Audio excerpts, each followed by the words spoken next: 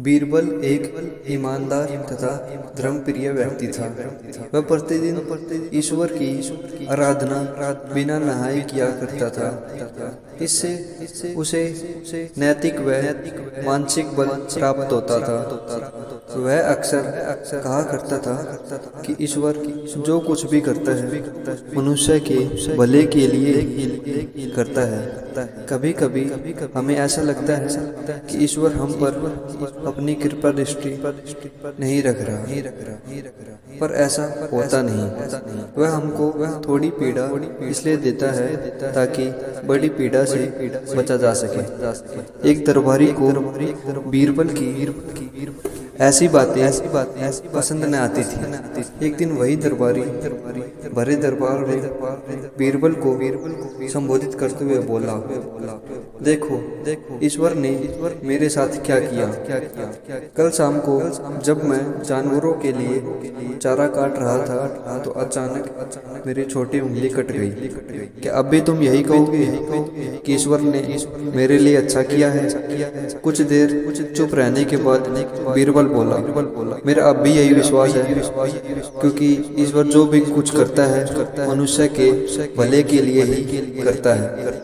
सुनकर वह दरबारी नाराज हो गया कि मेरी तो उंगली कट गई है और बीरबल को इसमें भी अच्छाई नजर आ रही है। मेरी पीड़ा तो जैसे कुछ भी नहीं। अन्य दरबारियों ने भी उसके सुर में सुर मिलाया।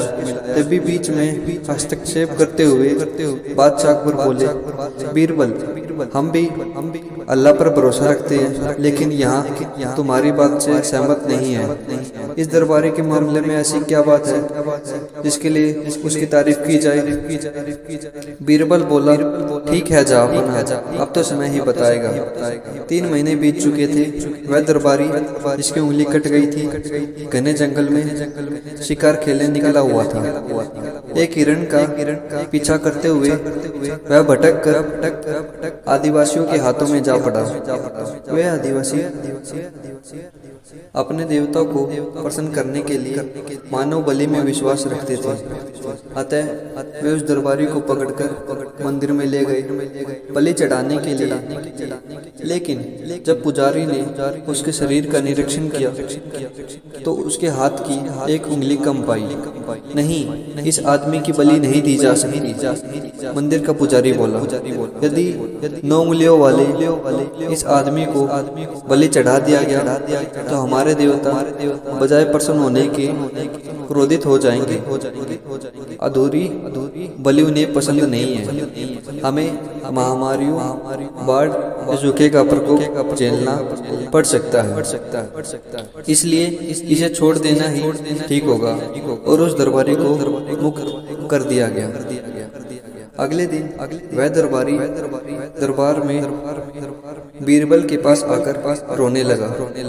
तभी बादशाह भी दरबार में आ पहुंचे और उस दरबारी को बीरबल के सामने रोता देखकर हैरान रह गए। तुम्हें क्या हुआ?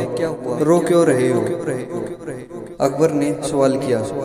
जवाब में उस दरबारी ने अपनी आपबीती विस्तार से क्या सुनाई।